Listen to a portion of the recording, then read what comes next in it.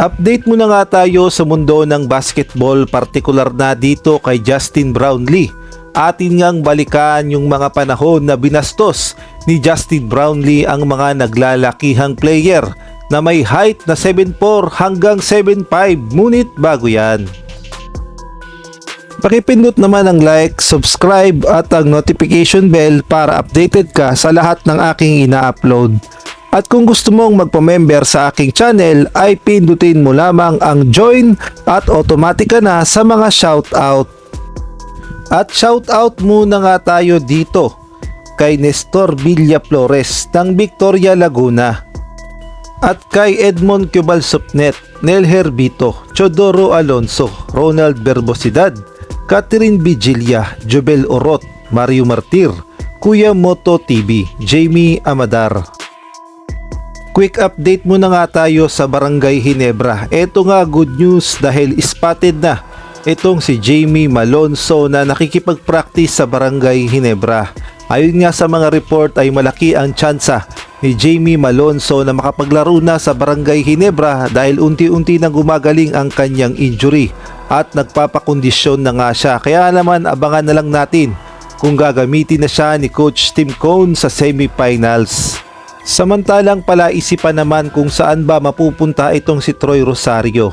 Alam naman nating lahat na tuluyan na nga siyang binitawan ng Blackwater Bossing at ay na rin yan sa inilabas na memo ng Blackwater Bossing na binibitawan na nila itong si Troy Rosario at pwede na nga siyang operan ng lahat ng team sa PBA. At dahil free agent na nga itong si Troy Rosario ay naglalabasa na ang lahat ng mga offer at mga team na gustong kumuha sa kanya. Partikular na overseas ay meron din palang offer dito kay Troy Rosario at ay na rin yan sa report. At ang sabi nga dito sa report, ang Blackwater Bossing pala ay mukhang inooperan ulit itong si Troy Rosario ng maximum 5 years contract na may halagang 900,000 pesos a month.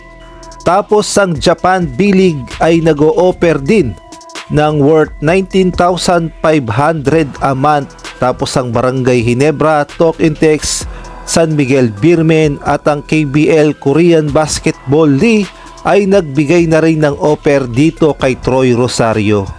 Kaya naman abangan na lang natin kung saan bang team mapupunta itong si Troy Rosario. Maglalaro ba siya muli sa PBA o baka naman tuluyan ng maglaro sa overseas, partikular na sa Japan B-League at sa Korean Basketball League. Samantalang atin namang pag-usapan ang bastos moment ni Justin Brownlee nang makaharap niya ang mga naglalakihang higante sa basketball na may height na 7'4", 7'5".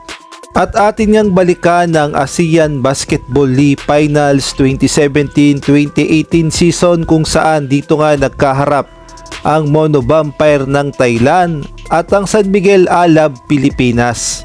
At masasabi nga nating isa na to sa pinakamagandang naging laban sa ASEAN Basketball League dahil parehong malakas ang Mono Vampire at gay na rin ng San Miguel Alab Pilipinas. Ngunit ang Mono Vampire ay may advantage dahil meron silang import na higante na si Samuel De Guara na may height na 7'5". At kahit nga ang ex-NBA veteran na si Reynaldo Balkman ay hirap na hirap dito kay Samuel De Guara.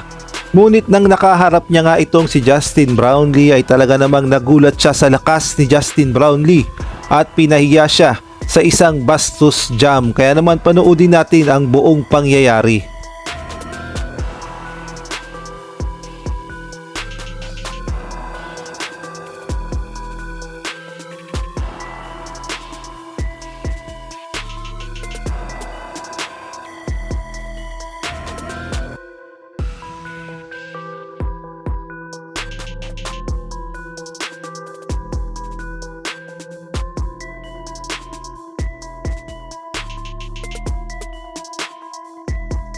At ang nag-champion nga sa ASEAN Basketball League walang iba kundi ang San Miguel Alab Pilipinas at sa tulong na rin ni Justin Brownlee.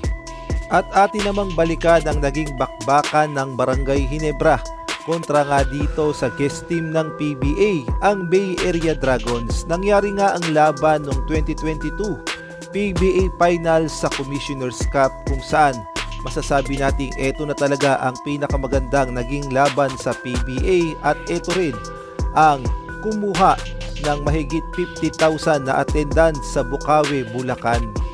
At dito rin nasubukan ang lakas ni Justin Brownlee nang makaharap niya ang 7'4 nilang player na si Liu Swansing na talaga namang nagpahirap din sa mga PBA big man dahil sa laki nga nito ay wala siyang kamatch at hirap na hirap ang big man sa PBA. Ngunit nung nakaharap niya nga si Justin Brownlee ay laking gulat niya sa ginawa ni Justin Brownlee. Imagine niyo 6'6 versus 7'4 at ganito nga siya ipinahiya ni Justin Brownlee.